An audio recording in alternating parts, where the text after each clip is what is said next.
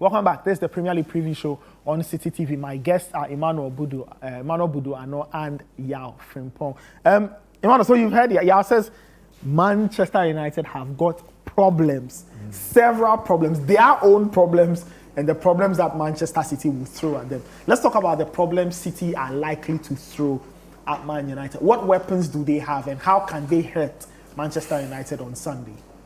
I think for one, I fear for the back line of United, the full backs especially, because I mean, let's start from the centre backs. I think when it comes to big games, right, Haaland hasn't really imposed himself yet since coming to the Premier League. More often than not, away from home. Away from home. At home, yes. At home, he has scored in some of the biggest games. So I think maybe United will pray that version of Haaland will show up tomorrow, on Sunday. Sorry, else it's trouble. Trouble in the sense that you have Lisandro Martinez, who was basically your best defender last season, out with an injury. Varane is now returning. I think the only person that you can really rely on to sort of put together a very good performance for you will be Harry Maguire. I mean, for the last 2-3 games, champion. For the last 2-3 games, he has been very impressive. I mean, he has impressed, and then he has rightly earned his position in the back line. But on a lighter note, I kind of wonder. Look, penny for the thoughts of Erik ten Hag. I really wonder what Ten Hag must be thinking that he has to apologize. He has to apologize, but he may apologize in private. Yeah. Then we'll hear from the United League. All right. Yeah. So I mean, Maguire having to handle Haaland, it will quite be a one to look out for. And I hope that for his sake, and then for the sake of not getting abused and his family getting abused, he would put together a very good performance, and then maybe if anything happens at all, it shouldn't be his fault, just for his sake. But I feel on a more serious note, they have a very thin squad to even pick out their best 11 from. I mean, injuries have really hampered their progress this season. The back line especially, like I said, you have Doku to deal with, rightly said. I mean, the guy is very agile. Like when he gets on the ball, he drives inside. He can go either ways. He can, just make something out of nothing. That's what, side note, that's what we, I see in Kamaldeen Suleiman. But I mean, that's also a debate for another day. But the end product is not there yet. But you can see that Doku has that substance. He can offer you more. And that's what Pep was. When he arrived, Pep was now he has a winger. He has somebody that can really call a winger. Talk about that, look. When you watch Doku, and I watch a lot of French football, the biggest complaint in France about Doku was his output, because the skill is apparent, the pace is apparent. Yeah. It's just what to do with it. But all of a sudden, he seems to have quickly picked up the ability. I guess it's coaching. Thank you. Coaching. So, because Pep has found the end product very quickly. That's right. I think that's been more or less evident in most of the games he's played in the league so far. Having to deal with Walker also coming at you, that's also another problem in itself. I mean, you look at the United backline and you wonder how exactly are they going to contain these people. You have Alvarez also arriving late, finding the spaces, moving into Bernardo Silva. That's a different Wow.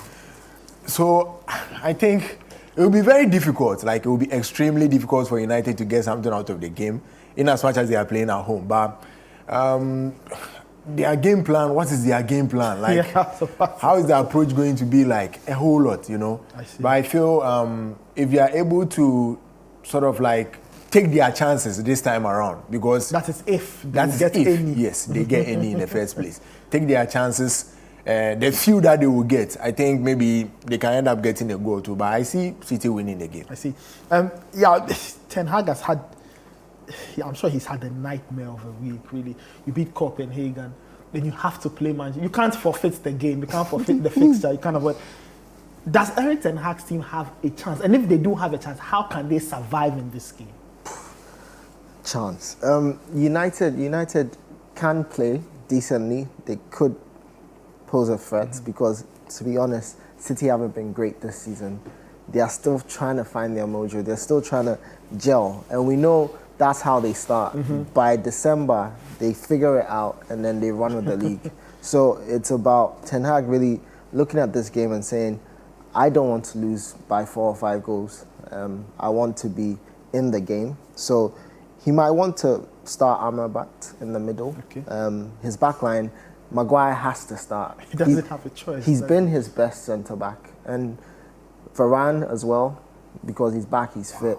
Those are the only options. It's Lindelof, but you'd want to have Lindelof come off for the bench because... Not start. Yeah, because Reguilon can't finish the game. He's just coming back from an injury.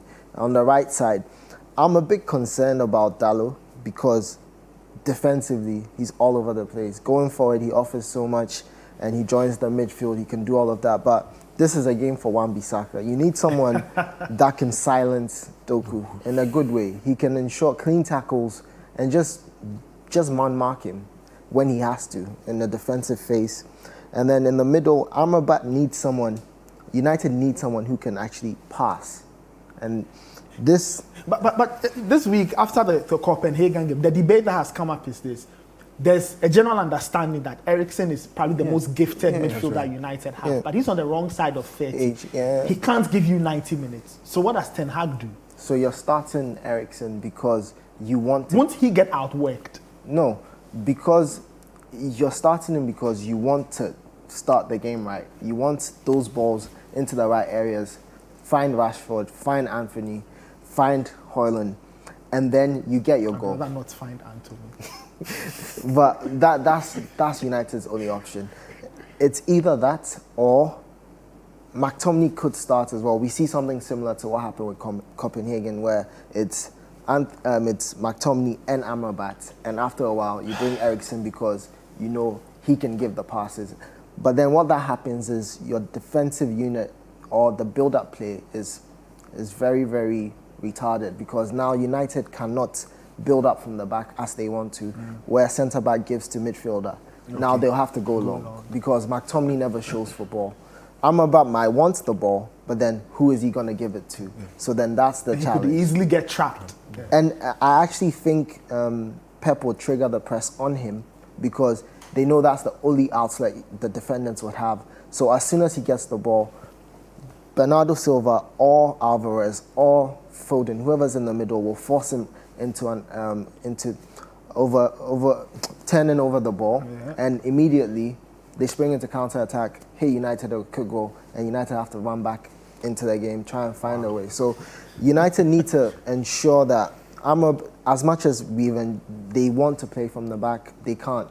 They can't risk it. They need to go long, and that means that going long, Onana has to find the wide players. He has to find Rashford, Anthony, and they have to do something with the ball. Wow.